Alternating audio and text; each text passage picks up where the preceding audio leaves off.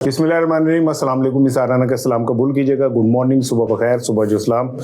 जी आयानू जीवंदे वजदे रहो। बहुत सारी दुआएं आपके लिए। आज जुम्मा है, बड़ा मुतबरिक दिन है और कहते हैं कि जुम्मे को अल्लाह ताला रहीम है और हर लम्हे रहीम है।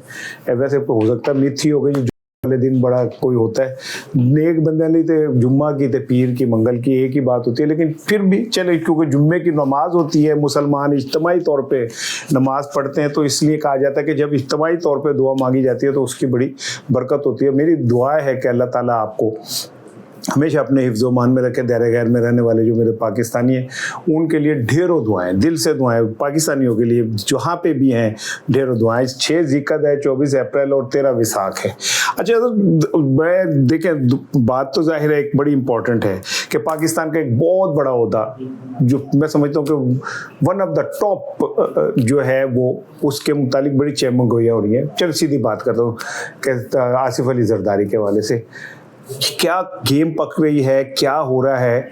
उर्दू में पक रही कहते हैं, पंजाबी में कहते हैं कि गेम पखंड है, आग जिमें पक दी है ना वो। ये क्या है, ये क्या होने जा रहा है? क्योंकि सिंध से जो इतलात आ रही हैं वो पीपल्स पार्टी के लिए बड़ी खौफनाक है। अब आप याद करें, मैं आपको बहुत पहले कहता था कि जो पीटीआई को फंसाने के लिए लोग आगे जा रहे हैं, इन सब की पकड़ होगी। मैं कहता था ना, कोकला छुपाती जुमेरात आई है, जड़ा के पीछे तक के शामत आई है। अब यही होने जा रहा है और किस तरह होने जा रहा है, ये मेरा बड़ा इंपॉर्टेंट आज का टॉपिक है। दूसरा जो इंपॉर्टेंट टॉपिक है वो ये है कि जनाब अली, मैंने कल मैं शर्मिंदा हूँ भाई, आपसे हाथ जोड़ के माफ़ी मांगता हूँ। मैंने कहा जी अडयाला के बाहर मेला लगेगा, लेकिन मेला ही उजड़ गया। वो जिन लोगों ने इमरान खान के सर के ऊपर ये ताज अपने सर पे रखे हुए, उसके जूतियों के तुफैल, ये कहने दीजिए, बाज़ औक़ात में तल्ख़ हो जाता हूँ तो मैं मजबूर हूँ, मैं मुनाफिक नहीं हूँ, मैं जैसा फील करता हूँ वैसे कहता हूँ। जिसकी जूतियों के तुफैल ये लोग सारे बादशाह बने फिरते हैं ना, इन सब की कोशिश ये है कि इमरान खान जो है ना माजी का किस्सा बन जाए, लोग उसका जिक्र करना भूल जाएं। और ये खैर खाम ख्याली है। जो जितना इमरान खान से टकराया है वो उतना ही रुसवा हुआ। आप हिस्ट्री उठा के देख लें, किसी का भी जिक्र कर लें। लेकिन मैं ये आसिफ अली जरदारी से पहले और इमरान खान साहब के उससे पहले और असद तूर ने एक बहुत बड़ा दावा किया है। असद तूर आपको पता है पीटीआई का पीएचडी स्पेशलिस्ट और पाकिस्तानी निज़ाम का वो मास्टर है। उसने एक बहुत बड़ा दावा किया। ये दावा क्या है और इस दावे में कितनी हकीकत हो सकती है, ये मेरा आज का मौजू है। लेकिन चौंधी खबर जो खलीज के हवाले से पहले मैंने कहा वो कर लूँ। आपको पता है मैं तो मुसलसल कह रहा हूँ, मैं नहीं कहता, इसलिए नहीं कहता कि तो आप मेरी तारीफ़ें करें कि वाह जी साडा बाबा जिंदाबाद, साडा बाबा जिंदाबाद, इसार बाबा जिंदाबाद, मैं ये नहीं कहता। लेकिन मैं आपको कहता हूँ कि एक तजिया निगार वो होता है जो हालात को सामने रख के तजिया करे ना। मैं ताकतवरों का टाउट कि मैं बड़े फ़ख्र से बैठ के और टाइयाँ लगा के बैठ के मैं कहूँ कि जी और मैंने टाउटों का हाल हमेशा ही बुरा देखा है। पैसा आ जाता है उनके पास, बड़े टाउटों के पास इज्जत नहीं आती। आप देख लें पाकिस्तान में, ज़रा नज़र दौड़ाएं, जितने टाउट हैं 1.5, 2, 2.5, 3, 4 करोड़, 5, 6 करोड़ की गाड़ियों में सफ़र करते हैं, लेकिन उनकी इज्जत क्या, टके की इज्जत। उनसे ज़्यादा इज्जत चिंची वाले की है, रेड़े वाले की है। तो पैसा तो बाजार है, उसमें खड़े हुए लोगों के पास भी बड़ा होता है। एनीवे, मैं किसी की उस पर नहीं कर रहा, लेकिन मैं ये कह रहा हूँ कि मैं तजिया करता हूँ। मैंने आपको एक अरसे से कह रहा हूँ, मुज़ाकरात नाकाम होंगे, तसादुम होगा, जंग होगी, समुंदर में जंग होगी, समुंदर आग बनेगा। देख लें, ट्रंप ने आज कह दिया कि जी जो कश्ती नजर आए ना उड़ा के रख दें। आप माइंस बिछाने वाली कोई कश्ती आपको नजर आए उड़ा के रख दें। उन्होंने कहा ईरान का बहुत बुरा हाल होने जा रहा है। तो मैं आपसे क्या कह रहा था कि ये धोखा है मुज़ाकरात, ये सिर्फ अमेरिका को सांस दिलाया जा रहा है। वो दिला दिया, उसको फिर अपने पैरों पे खड़ा हो गया, अब दोबारा वो हमला करेगा। तो जो बड़ी बात करनी मुझे मुश्किल कभी ऐसी तो न थी जैसे अब है तेरी महफिल, कभी ऐसे तो न थी। मैं बात कर, कितना मुश्किल हो गया हम लोगों के लिए बात करना। भाईजान ये याद रखें, पंचायत का एक पंजाब में ना एक वो है, पंचायत बैठती है ना और दो ग्रुप आके बैठ जाते हैं। समटाइम जब उन दोनों ग्रुपों में सुलह नहीं होती ना तो पंचायत में बड़ी बुरी लड़ाई होती है, और जो पंचायती मौजूद होते हैं सबसे ज़्यादा नुकसान उनका होता है। जो पंजाब के उसको जानते हैं, जो सिंध के भी जानते हैं, और जो केपीके के भी जिरगों को भी जानते हैं। आप जरा सोचें कि जब दो ग्रुप आते हैं जिन्होंने एक दूसरे के बंदे मारे होते हैं और जिसके घर में आके बैठे होते हैं, उस घर वाले की जान मुसीबत में होती है कि जी आपस ही ऐथे लड़ पे तद मुसीबत।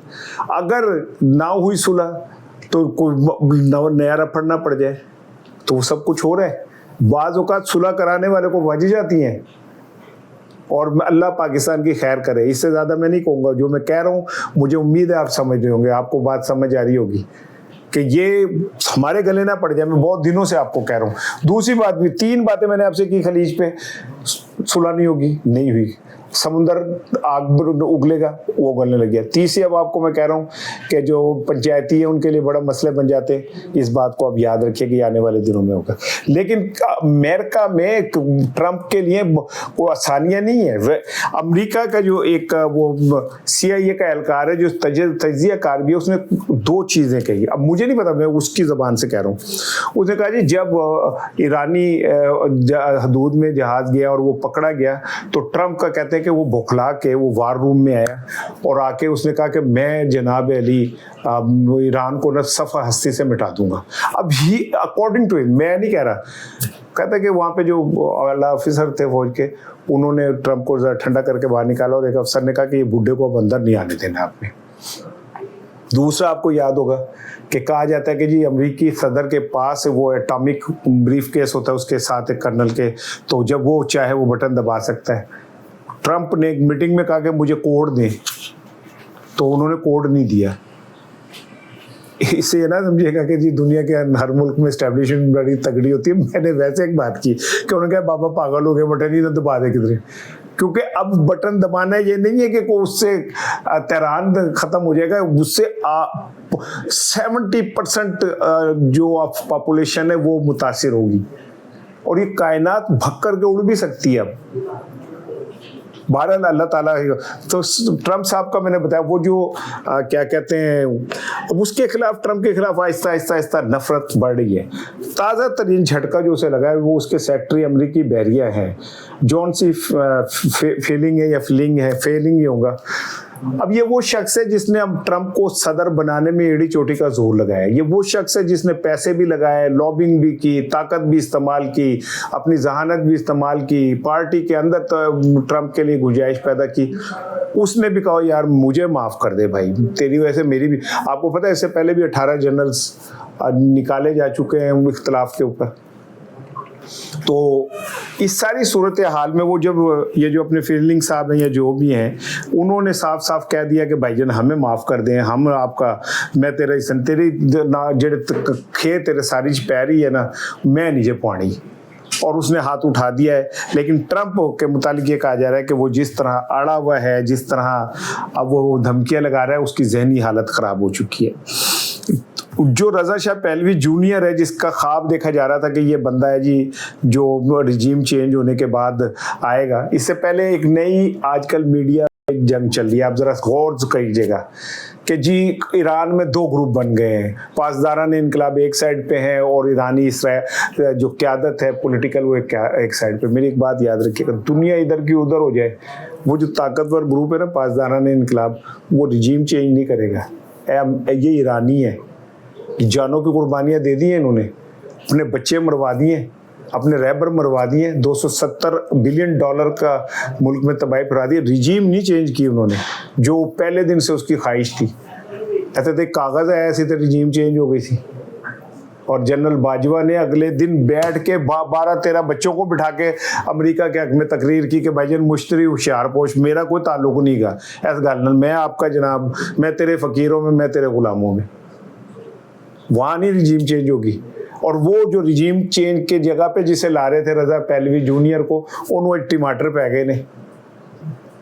आप समझ लें कि जो ईरानी कौम है वो किस लेवल की कौम है। ऐसी कौम को हराना इतना आसान नहीं है। अच्छा जी, अब आ जाए माशाल्लाह अपने आसिफ अली जरदारी साहब की तरफ। मार्केट में ये इतलात हैं कि जनाब आसिफ अली जरदारी शदीद बीमार हैं और वो सदारत का मनसब अब उनके लिए ज़रा मुश्किल बनता जा रहा है। एक जरदारी इतना भारी कि सरदार जो है ना वो भारी पड़ रही है। आपने पिछले 6 माह, 7 माह, 8 माह में नहीं देखा होगा जरदारी साहब ने कहीं पे भी को बींगा प्रेसिडेंट ऑफ पाकिस्तान और commander in chief of Pakistan army कहीं वो नज़र आए हों। जेड़ा बंदा 2 कदम नहीं चल सकता उसने मुल्क क्या चलाना है। अब आप कहेंगे कि भाईजान ये अगर हो जाएगा तो होगा कैसे। एक तो पाकिस्तान कोई काम नामुमकिन नहीं है। पाकिस्तान अनहोनियों का मुल्क है, यहाँ पे कुछ भी हो सकता है। जो सबसे ज्यादा मकबूल आदमी हो वो जेल में हो, और जो सबसे ज्यादा जिन्हों गाला पैंदी हो वजीर आजम हो जाए। जो शख्स करप्शन के खिलाफ जंग कर रहा हो उस पर पर्चे हो जाएंगे 250, और जिसके ऊपर फर्द जुर्म लगनी थी मनी लॉन्ड्रिंग की, वो वजीर आजम हो जाएगा। है ना मजे की बात? कैसी बात है? यानी इस दुनिया में पाकिस्तान के अलावा कोई एक ऐसी मिसाल आप दिखा सकते हैं? कोई एक ऐसी मिसाल दिखा सकते हैं जिसमें एक शख्स वजीर आजम के तैयारे में बैठ कर मुल्क से भागा, 4 साल एब्सकॉन्डर रहा। एब्सकॉन्डर को उर्दू की कहते ने इश्तहारी, हाँ मेरी इंग्लिश कमजोर है भाई, मैं आपको बताता हूँ। इश्तहारी 4 साल बाद वो वजीर आजम के तैयारे में बैठ के आया, आके उसने अदालतों ने उसे कहा कि माही आवेगा मैं फुल्ला तरती सजावांगी, इस आग की बात कर रहा हूँ। उसको उसके ओहदे पे बहाल किया, सारे गुनाह माफ किए, उसके पुराने टीए देते तो फिर वजीर आजम, नायब वजीर आजम भी बन गया, वजीर खारजा भी बन गया। बस नहीं चल रहा उसका, नहीं तो वो वजीर खजाना भी बन जाए। ठीक है, तो ये कहीं आपको इस तरह की मिसालें नजर आएंगी? ये पाकिस्तान है, यहाँ नजर आ सकती हैं। इतलात ये है कि नामालूम हाथों ने सिंध में काम शुरू कर दिया है और पीपल्स पार्टी के खिलाफ वो एक मुज़ाहमती तहरीक शुरू हो चुकी है। पीपल्स पार्टी के सेंट्रल सेक्रेटेरिएट की इतलात ये है कि वहाँ पे धावा लोगों ने परचम उनके जला दिए, तस्वीरें हटा दी।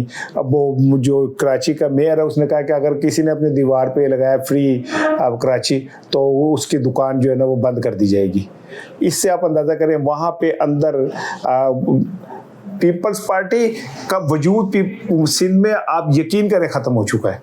लेकिन कुछ नामालूम लोग जिन्होंने पाकिस्तान को कुछ तो मतलब फैसला साथ पंजाब उन्होंने एक ऐसी नामकबूल पार्टी को दिया जिहड़ी लोगों की साह कड्ढन नूं फिरन रही है।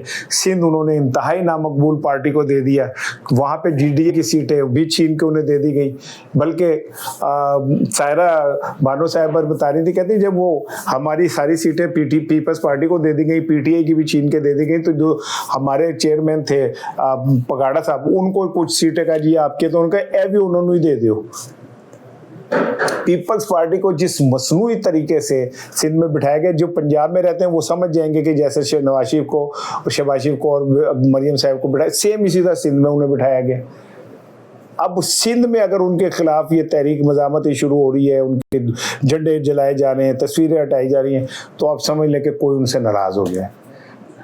जब नाराज हो गया तो फिर समझ लो कि कम कितने हुए। अब कहा यह जा रहा, रूमर्स है कि जरदारी साहब जो हैं वो इतने बीमार हो गए कि वो कंटिन्यू नहीं कर सकते प्रेसिडेंटशिप। अगर वो कंटिन्यू नहीं कर सकते फिर क्या होगा भाई? फिर छुट्टी करेंगे।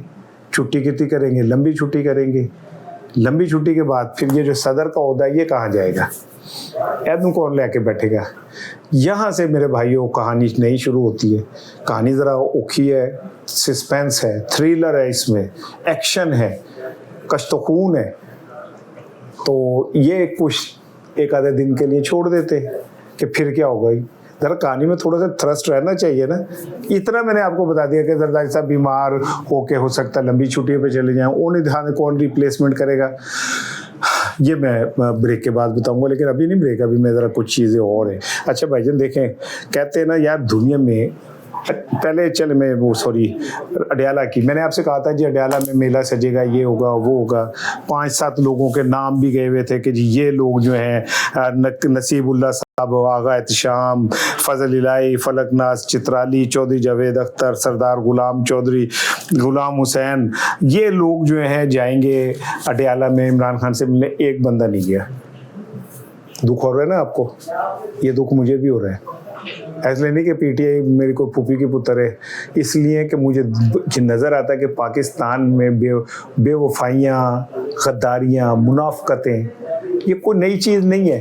मन हैसुल कौम ही हम में से पूरी कौम ही इसी तरह की है। हमारे सामने भुट्टो को मार दो, कायदे आजम को मार दो, फातिमा जिन्ना को मार दो, किसने पूछना है? गोबर टैक्स लगा दो, सोलर टैक्स लगा दो, किसने पूछना है? लेकिन फिर भी कहीं थोड़ी सी अखलाकियात शायद रहनी चाहिए। पिछले जुमेरात को भी, तीसरी जुमेरात है मुसलसल, कि अडयाला में उनकी बहनों के अलावा इमरान खान के कोई नहीं मिलने गया। ये मेरे है तो इससे ज़्यादा कोई तकलीफ की बात नहीं हो सकती। इसलिए नहीं यार कि मैं कोई इमरान खान का कुछ पता नहीं क्या हूँ, मैं इसलिए कि मैं समझता हूँ कि इमरान खान पाकिस्तान की डेमोक्रेसी की अलामत है, और अगर ये हार गया तो अगले 20 साल 30 साल लाओ मैं लिख के दे दूँ, पाकिस्तान में जमहूरियत ख़त्म हो जाएगी। होगी बस, होगी जो होगी, जैसी होगी बस वो बस ठीक है। और इन तीन जुमेरातों से इमरान खान के पास कोई नहीं गया। दरबारे अडियाला जो है वो अपने मुरीदों का रास्ता तरह मंगल को आती हैं उसकी बहनें सिर्फ। दूसरी बात यह कि असद तूर ने बड़ा एक दावा कर दिया है, यार ये मैं बार बार नाक कर रहा हूँ ना तो आप इरिटेट हो रहे होंगे, मैं भी हो रहा हूँ, मेरे ना नाक में सलबलाहट हो रही है वो डस्ट की वजह से या किसी वजह से, तो माफ़ कर दीजिएगा भाई। कभी आपको कोई कहे, क्योंकि देखने वालों का ना भाई उनका अपना एक एटीट्यूड होता है। कोई मुझे कहता है यार ये आप जो बीच में ऐसे करते हैं ये क्यों करते हैं, कोई कहता है आप ज़्यादा हाथ क्यों लाते हैं। भाईजान दोस्ती का झगड़ा क्या, आशिकी से क्या मतलब, मैं तेरे फ़कीरों में मैं तेरे ग़ुलामों में, भाईजान जी मैं तुझसे खुश हो, हम तो उस तरह आपके साथ वो करने वाले हैं। लेकिन असद तूर ने कहा है कि ये मेरी बात लिख लें कि सुहेल अफरीदी नया गंडापुर साबित होगा। अब असद तूर अगर ये बात कह रहा है तो असद तूर के पास यकीनन कोई सॉलिड प्रूफ होंगे, तो वो इतनी बड़ी बात कह रहे हैं कि जी गंडापुर साबित होगा। मैं तो धीमे आग पे खाना पकाता हूँ ना, असद तूर तो एंकर के आगे सूट देता बाल बूल के हो गया, तो वो ये कहता है कि जी ये भी क्या कहते हैं गंडापुर साबित होगा। अल्लाह करे क्या है यार असद तूर की बात गलत साबित हो जाए। असद तूर आई एम सॉरी यार, मेरी दुआ है कि तेरी ये बात पूरी ना हो। अब आ जाए जी 2 खबरें, उसके बाद मैं आपसे इजाज़त लूँगा।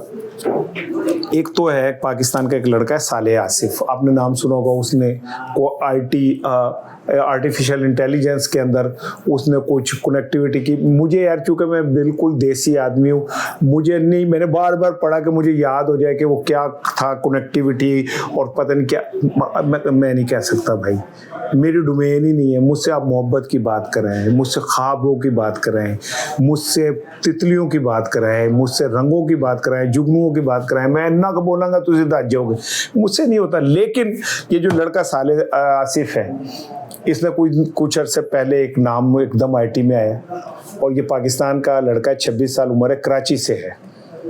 अगर है जज्बा ताबीर जिंदा तो फिर किस चीज़ की हमें कमी। आज इसने एलन मस्क से $60 बिलियन का एक मुआहदा किया है, दोनों प्रोडक्ट आपस में कहीं उन्होंने मर्ज किए हैं कि क्या किया है।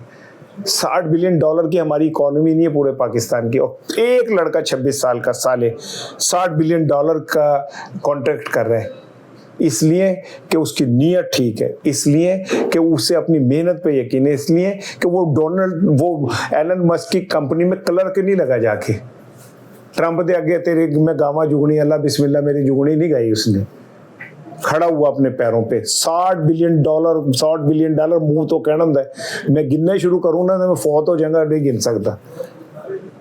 उसने कॉन्ट्रैक्ट किया है, ये पाकिस्तान के लिए मैं समझता हूँ इतनी रोशन मिसाल है कि आप सोच नहीं सकते। लेकिन अगर एक लड़का ये सब कुछ कर सकता है तो सानू की 24 करोड़ लोग हैं यार, हम कब हम में होश आएगी, क्योंकि हम कौम है ही नहीं। हम तो मुख्तलिफुल ख्याल, मुख्तलिफुल ज़बान, मुख्तलिफुल अकायद के लोग हैं, जिन्हों जिथे मौका मिलता है उत्थे काम पा देंदा है। लेकिन ये सालेह आसिफ साहब really I am proud of you, लेकिन पाकिस्तान नहीं जाना है, तेन मैं दस दिया, तेन नैब ने अंदर कर देना है, FBI ने फड़ लेना है। पाकिस्तान में एक ही काम हो सकता है, ट्रैफिक पुलिस का मैंने आपको कल बताया ना कि भाई 3000 वो जो है ना वो 25 चालान रोज के करेंगे।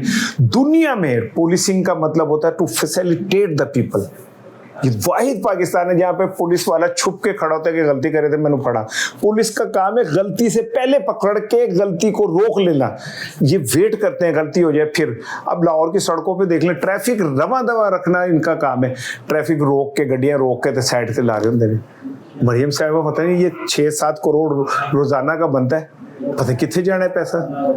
भाई तैयारा तो ले लिया आपने, अब उस तैयारे के ऊपर कोई नया तैयारा गाना तो मुझे पता नहीं है। लाहौर में इचरे में एक बड़ी तकलीफ दे वारदात हुई है।